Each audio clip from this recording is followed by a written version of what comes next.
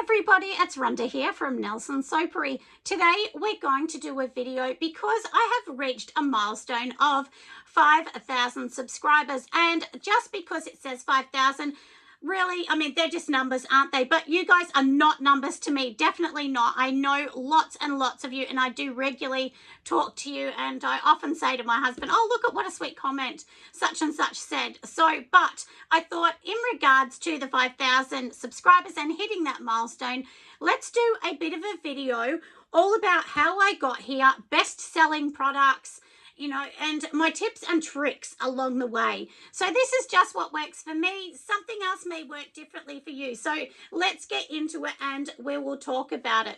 Now, when I first started, the one thing people always ask me is, how did you actually start? Honestly, I just was watching TV one day and I thought, and we got a new TV and I thought, look, let's just go onto YouTube.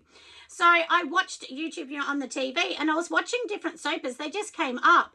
And I thought, maybe I could make soap. I mean, you know, it just kind of clicked into my head, and it was just the start of COVID.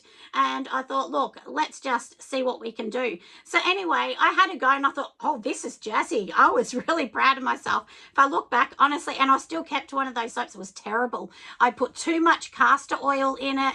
I put too much olive oil. It was soft and gooey. But anyway, that is how I started. And I always research every single day. I have watched hundreds and hundreds and hundreds of hours of YouTube and different soapers. So, but basically that's how I started. I just started with an idea, and then I thought, maybe I could, you know, make things. And at the start I was like piping soap because I really enjoyed that. And I thought maybe I could do this, and, you know, maybe I could do a channel of my little journey as I'm going along. And I started doing YouTube, and I'll tell you this, when I first started doing YouTube, I actually did not realize how hard it was. The editing, the making videos, and honestly, I put a couple on and I thought, oh, look, I'm just not going to do this, too hard. And then I came back again, I thought, I'm not going to do this. And anyway, it's back and forward for months. And I thought, Rhonda, stop. You just, if you want to do this, just do it. You just have to be committed, and that's it. And I am, you know, very headstrong. And so I thought, look, I'm going to give it a year and see what happens. And my first goal was, if I have 50 people watching me, maybe I'm interesting. Maybe I could teach them something and they can teach me. Like, maybe we can create a community. That was sort of my first thought. It really wasn't money driven. It was like I needed a new hobby. My kids were getting older and they'd left home. And because now my oldest daughter, Abby, is 30. And I thought, well, you know, lots of my babies have left home and I need something to keep me interested. So that's basically how my little journey started. And lots of people say, did you start and you had lots of money? And I said, no, I had no money. My husband and I just own a 3-bedroom standard house, and we're way out in the suburbs. We couldn't afford to buy in the city. So basically, that was really how my journey started. I just thought, we'll just do it from home. We'll see how we go. So I didn't have lots of money, everybody. For anyone that's going to ask me that, I definitely didn't. But I had a job, and I decided to keep my job and take a portion of that money each week and put it into the soaping, because my husband said, you know, it's a great idea, he said, but we don't have that extra money for you to put into it. So if you want it, you're going to have to work and put more money into it, and so on. And so that's basically what I did.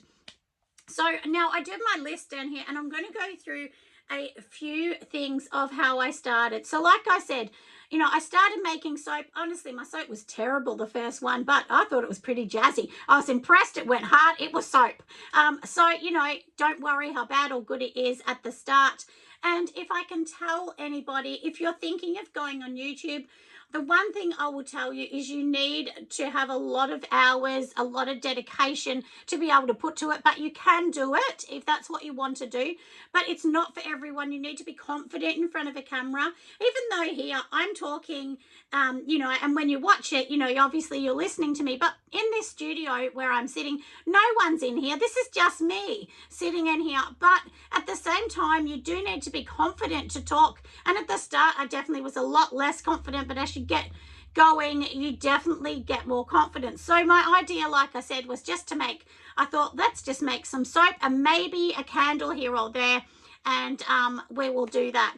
So I watched lots and lots of YouTubes. I did research and research and research for months and months on end, and then I started doing little videos, and it did take me over 100 videos before I even was able to sign up to the program to actually get paid by YouTube, because that actually takes a long time. For anyone that doesn't know, you don't just, get 1,000 subscribers in so many hours and then you just apply.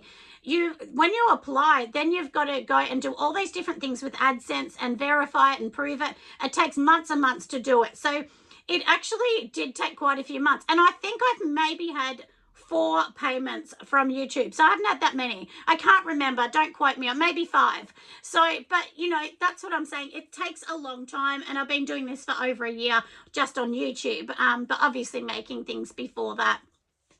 So if you're going to start, my biggest advice is just start. Don't worry what anyone says. Just go with your whole idea and just make yourself a little plan. So when I first started, I would write down, this is what I want to do. I want to do soap. I'm hoping it will take this long before I sell something, and this is where I'm going to go. So you just kind of want to give yourself some ideas, maybe a budget that you want to set for yourself, what you want to buy, what you need, materials, and so on. And while we're on that, I will tell you, if you're ever thinking about buying in bulk, my suggestion would be buy things like shea butter, cocoa butter that you're going to use a lot of, or wax. If you're making candles in a box or in bulk, there's no good buying a tiny little bag this big, because you're not going to make any money. You would just not make any at all.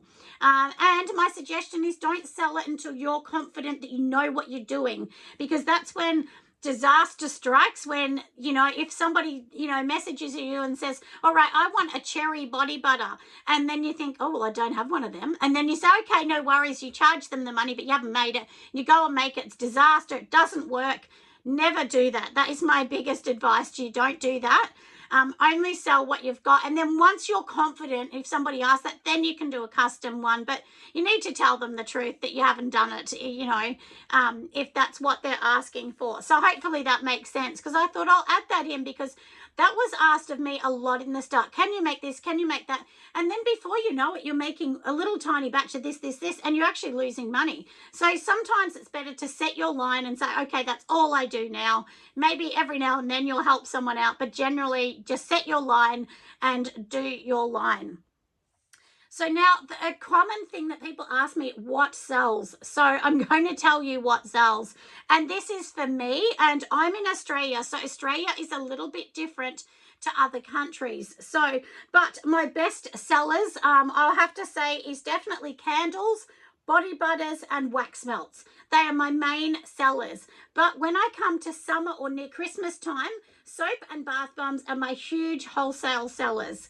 I sell thousands and thousands of bath bombs and soaps wholesale near the Christmas period. So I'm going to say from August to December. So they're always the big sellers if you're going to do wholesale. But wholesale's not for everybody, because you only make a much smaller amount of money. You need to buy in bulk, so you need to spend a couple of $1,000s to get wholesale off the ground. So that's the hard bit about wholesale.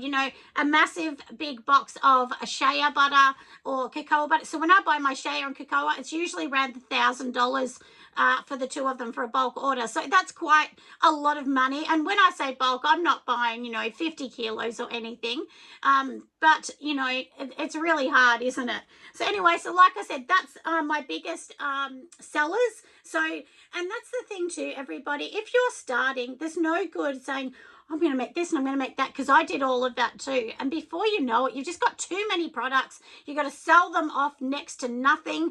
And really, when I have a massive sale to get rid of stuff, I don't make money. It's just to move that product on. So find something that sells, and I would say stick to a small portion.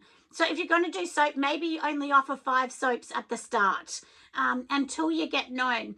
So basically, like I said, I had my idea. From my idea, then after that, what I decided to do is go to a market. And the markets in Australia are really expensive. So well over $100 for a stall, and that's only for a 5-hour period. So, and now they're $170. So really expensive. And so basically I decided to do that. But then at the first markets, I was only taking $100, $120, and I thought, why not? Everyone else is taking more money.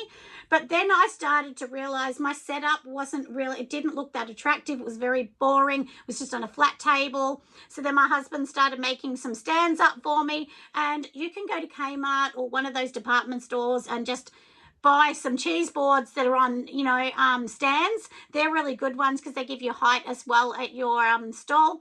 And I do have a video, just go back on market videos if you want to know how to set up a stall, and I show you exactly how I set it up and how I angle products and so on. So yeah, I literally went from earning $80 to earning $1,000 a market. So that's what I mean. You can definitely do that, but it takes time. And none of us want to hear this, but honestly, as you learn more and as you grow more, your products get better, your labels get better, your design gets better, your contents of the product gets better. So you just learn all the time. Like I started with palm soap. Now I don't use palm. It's all palm free. And there's nothing wrong with either one. It's just, that's where I just found that my market was. And people were asking me, do you do palm free? And I had a few people actually be a bit mean and cranky and say, I would never buy it because it's got palm in it. And, it doesn't matter what we all think of it. If that's your target market and they don't want it, then you've got to listen to that and do what your customers actually want. So like I said, so markets, definitely do markets. Now I don't do markets because I'm a little bit busy. And my whole goal at the start was just to do YouTube and never to do Patreon. I thought, I'm never going to do that. And I even said it in the video, I'm not going to do it. I don't want to do it. I felt bad. But then as time went on and people were saying, no, why don't you have a Patreon? You could be teaching us more. We want to learn. And then I realized, hey, this is costing me a lot of money to run this channel. And I actually wasn't even making money. I was losing money for probably 10, 11 months, maybe 10 months on YouTube. I was losing money making videos because it costs a lot to make videos with all the products and everything else that I was using, and I wasn't selling all of them. So that's when I opened the Patreon and started that. And I thought, look, I'm just going to set my goals. And if anyone wants to join, that's great. I never thought anybody would. And, so this is what I mean. You just don't know where this is going to go. I never thought I would start this from my kitchen table. I didn't think I could start it and then do markets, then have Patreon, then have YouTube, not to mention TikTok and Instagram and all the other social medias I have. I honestly never, ever in my wildest dreams thought that my business would go to the level that it's gone to now. So that's, what I'm going to say, everyone. Sometimes you may wake up very happily surprised at where your little business is going. And then, of course, there's lots of other things that come into it. Now, let me talk about stalls. So, stores. So, for instance, if I show you this, so these are my beard butters. So, I actually stock these in a barber's store, and I do have other customers that have beauty stores as well. I've got a few hairdressers, some gift stores, and they actually purchase my products wholesale as well. But sometimes, like these ones get sold on commission, not commission, consignment. So basically, I make them. We have an agreement. When they sell, they pay me. It works well for me, but you have to have trust in where your products are going. And luckily for me, somebody I knew worked at the barber store, and I said, maybe I could sell them. And they said, well, we actually are looking for something with more natural products, when mine was unrefined fair trade shea. So they liked that idea. And then, they started stocking it, and we were surprised they sold out. Like 30 jars of these sold out in the first couple months. And I thought, well, maybe this is good. So always ask a store, everyone. Don't feel scared to ask a store. Are you happy to do it? And sometimes, especially in COVID, things aren't great for people. So they might go, well, we don't actually, have heaps of money to buy it. And if you have an agreement that you're really happy with, I would actually say, well, I'll give you that if you sell it in each month on this date, you pay me my money. If they don't pay you in the first month, well, you're not going to do that again. So But that's what I mean. You know, there's lots and lots of different things that you can do to kind of try and enhance your business. And by me doing that, then what actually happens is the company that has that store, then what they do is when they do Instagram or something like that, they tag me in and they tag my products. And before I knew it, my name was starting to come up on Google or on different websites, and I was actually a little bit surprised to see that Nelson Soapery had its own tag, and I was like quite impressed with that. So that's what I mean. There's just things like that you know, you just don't think you really don't think you're going to be there. And I tell you, there's some big companies that tell me they never ever thought they would be where they are. So you could be the next big company. You might not be, but you may be. But, you know, you're not going to be the next company sitting on the couch and just thinking about it for another 12 months. So my biggest thing too is don't take out a loan. Please don't do that. If you just can put a little bit of your own money into it, that's the best way to do it. If it doesn't work, at least you don't have a loan to pay. I would never take a loan. I've never done that. Honestly, I couldn't get a loan because I wasn't earning enough money. So that wasn't an option for me anyway, but I definitely wouldn't do that. Look into wholesale if that's where you want to go. Some people just do retail and some do wholesale. Wholesale's hard. You've got to really know your numbers. You've got to know, you know, so basically I'll give you an idea. I actually started selling bath bombs and they were going to other states in Australia. And before I knew it, I really wasn't making any money because the postage was so high. So you need to factor that in. And if the postage is not working, well, you need to be honest and say, look, I'm sorry, I'm actually losing money. So this is my price now with the postage. And most people will say, look, I get it, and they can charge more in their business. So that's something that I really do suggest to think about, you know, and, you know, put that on your site if that's something that you think you can do. In my home here, we have it's like a little granny flat, which is my studio, and that's what I've decked out to be my studio. So it's not massive. It's basically like a big bedroom size, and it was just an empty shell, and my husband put a counter and so on in here. So that's all you need to do, everyone. It doesn't need to be something super fancy. Might be a corner of the hallway, a bedroom, or whatever, you know, as long as you can, you know, make your process well so that you know everything's really sanitized, everything's clean, it's ready to go, and it's of A grade standard. You can definitely do that. You know, the only thing is that it's hard when making soap, hydroxide and things like that. I definitely wouldn't be using that around pets or children because all you need is a dog to wag its tail and the hydroxide's everywhere and would burn somebody terribly. So just think about the safety aspect and how you can do it. Maybe there's times when the kids are in bed and that's the time you're going to make it. But, you know, or when the kids are at school or something else, or play group, whatever. So anyway, but that's kind of my talk about that. As I said, I've already talked about the best sellers. Now, something else I'll tell you, I was talking to lots of different soapers because as you get involved, you know, you meet people at markets and so on, and everyone said, there's no soaping guild in Australia. And I know there is in America. And I watched some videos on the American soaping guilds and I thought, wouldn't that be great if we could have that in Australia? And after talking to many people, lots of people said, we had the great idea too. When I said I was thinking of doing it, they said, we had that, but we didn't want to invest in it. And it was just too much work. So me being me, I said, well, I'll do it. And my husband and I decided to invest in that. And then I just thought, we don't know where that's going to go. The first year went off with a bang. And then this year we have lots of people that want to be guest speakers or want to be involved with the advertising and pop their name in our book and so on. So once again, that was another thing that when I started this journey, I never ever thought I would actually have a soaping guild. So this is what I want to say to everybody. Please don't think you can't do it, and don't say, well, you know, I'm just not going to go anywhere, because you never know. I never thought, like I said, I never thought I'd have a YouTube channel. I never thought I'd have, you know, start a soaping guild and, you know, all of those things. I just never thought that would happen. But yeah, so my video was, really just about this is how I got started. I started really small and slowly I crept up and up and up. And once I felt really confident with what I was doing, then I bought more products into it. And I just, started to really be involved in the community more and what I was doing more. Also, I have to say at the end, you are going to have people that say, no, you shouldn't do it. You're going to have lots of doubters.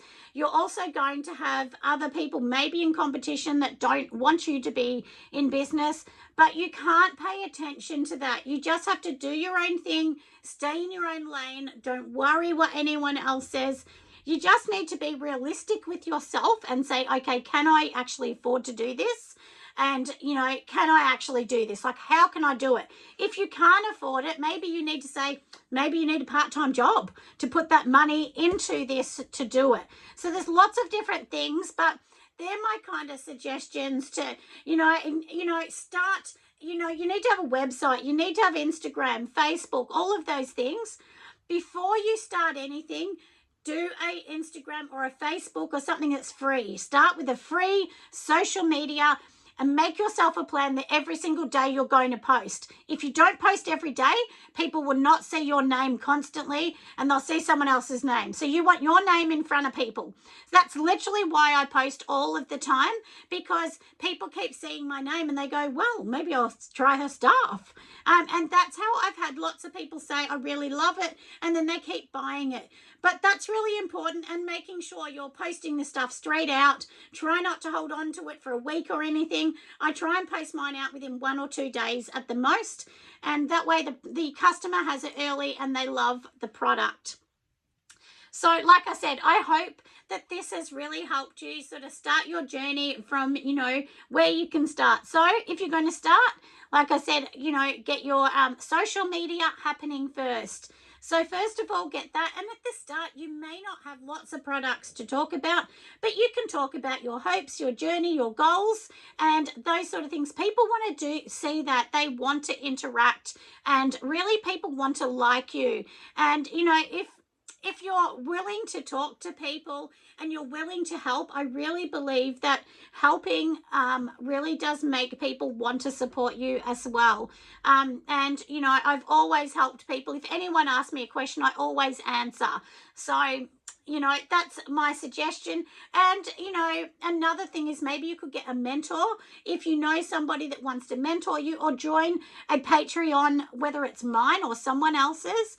If there's someone that you really like and you inspire to sort of be like them, you aspire to be like that, maybe then follow them and they will be more of a mentor to you, because there's a lot of mentors out there that are on Patreon and groups like that might only cost you $10 a month or something like that, which is only a couple dollars a week. So it's really not a lot of money just to help you. And that advice and those recipes that they give out in those groups, honestly, they are key to your success. So as I said, get yourself going, get yourself ready. You can do this, and don't let anyone else tell you that you cannot do it, because I am proof that you can. Even if you're just a little mum from the outer suburbs, you can do this. You don't need to be a wealthy person to have this business, but it needs to be a 5-year plan, everybody. There's no good on a 6-month plan, a year plan, or maybe post once here and once there. You need to commit yourself 100% to doing this. And then I am sure you will be able to do it, and you'll start to see little sales, slowly trickle in. It's not going to happen in a hurry. It takes a long time to get sales, a long time. But once you get your customers and people love what you do, then they'll come back. Anyway, I hope this video has been super helpful for you. If it has, make sure you give me a massive thumbs up. And I will see you on the next video, or I will see you on Patreon if you're one of my Patreons. Anyway, I'll see you next time, everyone. Bye.